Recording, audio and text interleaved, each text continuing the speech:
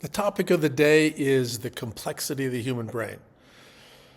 I think all of you know how, the brain's comprised of lots of neurons, lots of glial cells, and that there are many, many different brain regions, brain areas, brain networks, neurotransmitter substances.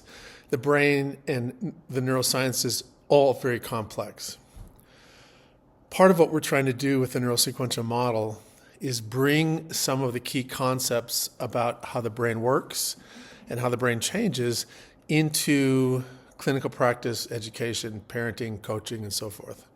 Which means we have to figure out ways to take the complexity of the brain and make it a little bit simpler. So one of the things that we have done is take advantage of the use of models to simplify and represent more complex concepts, more complex phenomenon in the brain.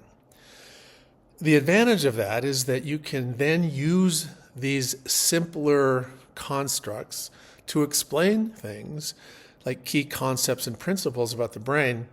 The disadvantage is that when you simplify some of this complexity, you will normally distill things in ways that frequently will be oversimplistic.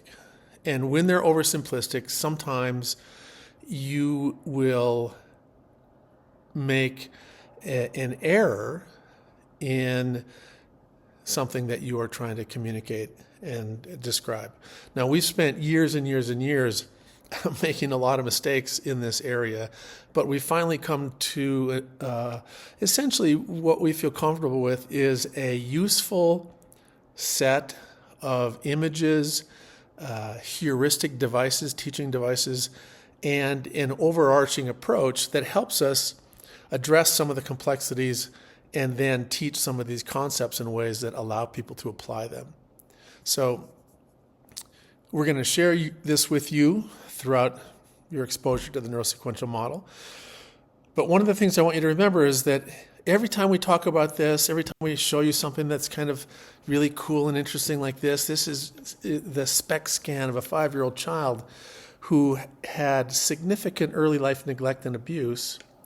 And all of the colored areas in this child's brain indicate either overactivity or underactivity in certain brain areas.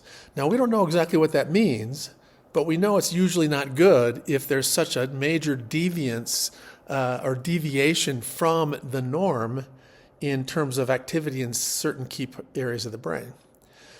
So we're certainly not going to use this as a model, but we're going to use this. This is a very simple, very useful, what we call heuristic. It's the upside-down triangle brain. We're going to use this again and again and again as we teach you about how the brain develops, how the brain's organized, how the brain works, and hopefully do it in a way that isn't too inaccurate and in a way that helps convey useful content. And if you remember the quote from the earlier slide, all of these models are wrong. Everything that you are exposed to from all kinds of other perspectives and approaches, their efforts to understand these complex things are falling short of the truth. They may be helpful in certain cases, they may be useful, but they're like our model, they're not completely accurate. So just remember, as we talk to you about this stuff, we want you to understand that we recognize this is an oversimplistic model. We know the brain is not an upside-down triangle. We know these major brain areas are not separate and colored, but we're going to use these images to try to help you grasp important concepts about how the brain functions and how that has relevance for your work and for your life. And we'll show you some more of this later on.